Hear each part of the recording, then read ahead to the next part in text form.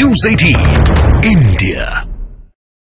जी देखिए, कांग्रेस के दृष्टि दोष का इलाज तो देश की जनता आने वाले चुनावों में कर ही देगी जब 400 पार का आंकड़ा एनडीए छू जाएगा।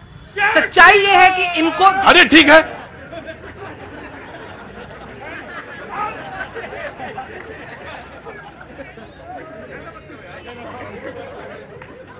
जी बोलिए। जहां तक अनाज की बात मेरे भैया ने करी, ये संकल्प मोदी जी ने तब लिया था जब पूरा विश्व कोविड के हाहाकार से गुजर रहा था कि मेरे देश का एक भी गरीब भूख की नींद ना सोए। वो संकल्प से सिद्धि तक की यात्रा है कि वहां तक आज तक एक एक घर के अन्न जा रहा है।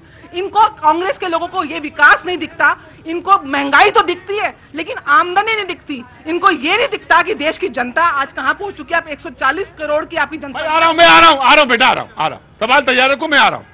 ना ही इनको विकास के वो इंफ्रास्ट्रक्चर दिखते हैं। 400 रुपए के सिलेंडर की बात करते हैं, वो बहनें नहीं दिखती जो कभी धुएं से अपनी आंखें काली करती थी। आज उनके घर उज्ज्वला योजना के जी उज्ज्वला बिल्कुल। मैं बात आपकी मालूम है कि इज्जत घर दिया, इज्जत घर की बात कोई नहीं करता था। एक नया कॉन्सेप्ट आया देश में, जानते सब थे लेकिन उस पर काम नहीं हुआ। जी बिल्कुल आपकी बात है, मैंने लेकिन वो सवाल भी आपका। हाँ जी बिल्कुल, मैं जी प्रभात जी। अभी हमारे जो भाई ने कहा कि 80 करोड़ लोगों को राशन दिया जा रहा है। मैं कह रहा हूं टैक्स चुराते थे लोग, पहले टैक्स चोरी करते थे। आज जीएसटी से कितने लाख करोड़ रुपए आ रहा। अगर 80 करोड़ को कोई अगर कोई पूछता नहीं था। अगर आपको तकलीफ क्यों हो रही है राशन देने में, क्यों तकलीफ हो रही है? वो उपेक्षित लोग थे 80 करोड़ देश के। अगर आज 80 करोड़ लोग, वैसे सच तो ये है कि मैं दोबारा नहीं पूछता, लेकिन मैं दोबारा आपसे पूछूंगा जी, क्योंकि सवाल आपने पूछा था। जी भैया जी, ये कह रहे हैं यदि 80 करोड़ लोगों को जो राशन दिया है, कोरोना काल तो खत्म हो गया। अब मुझे ये बताइए बहन जी, 80 करोड़ में यदि 5 किलो आटे से, गेहूं से 25 किलो है वो। हाँ 25 किलो, 5 किलो मान रहा हूं मैं। हाँ। 80 करोड़ में यदि 5 की गुना कर दो तो देश को कितना नुकसान हो रहा है। आप किसानों के लिए जिस तरह किसान से आप खरीद रहे हो ना, उतना लोगों को दीजिए, उतने पैसे में जनता खरीद।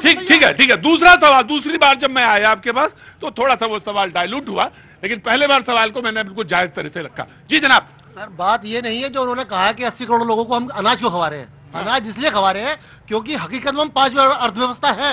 यदि नहीं होते ना, कांग्रेस वाली स्थिति होती तो वो 80 करोड़ लोग भूखे मर चुके होते। यही बात हकीकत है। तो हमारे पास बफर स्टॉक्स हैं, हमारे पास। अब Anil and then the BJP. जी अगर मैं इन भाई साहब की बात मान लूं तो इसका मतलब यह है कि इस देश में 80 करोड़ आदमी तो ऐसा है जो सरकार के राशन पे जिंदा है। इस पे ये खुश हो रहे हैं क्योंकि ये चाहते हैं कि उस 80 करोड़ को ऐसे ही 10 करोड़ 20 करोड़ जो आदमी है, 10-20% वो पालता रहे। भाई साहब ने सीधा सवाल पूछा था कि भैया अगर देश में तरक्की है, आप मुझे बताइए, इतने सारे लोग खड़े हैं, अगर हमारे घर में आय होगी, इनकम होगी, हम अच्छे रोजगार पे होंगे तो हम किसी से राशन मांगने जाएंगे क्या? अब आया सवाल। मैं सोच रहा था इतनी देर में कि वो सवाल पाजी आया क्यों नहीं। तो अगर ऐसे नहीं पूछूंगा, नहीं, अगर ये बात है तो फिर मैं मुफ्त बिजली भी नहीं लूंगा, मैं फिर मुफ्त बिजली भी नहीं लूंगा और मैं मुफ्त पानी भी नहीं लूंगा।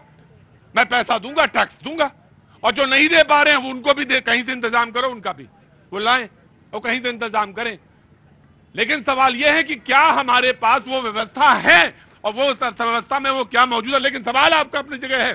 जी प्रतीक भैया, बहुत दुख लगता है और शर्म भी आती है कि हमारा विपक्ष इस कदर आलोचना का गथा को गाथा है कि देश संसार में। सवाल तो पूछने दोगे ना उनको? नहीं, बिल्कुल नहीं। अगर किसी मजबूर को मजबूत करने के लिए हम अनाज देंगे तो इन्हें ये भिखमंगा बोलेंगे।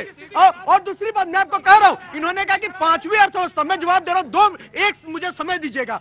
अगर हमने उन्हें अनाज दिया, आज वो मजबूत हुए, आज वो काम कर रहे हैं, अपनी रेखा को बढ़ा रहे हैं, तब ये 5वीं अर्थव्यवस्था बन रहा है। इन नीतियों में हम चलते हैं। और आप बड़े हैं, आपके घर के बच्चे कमाने लग गए।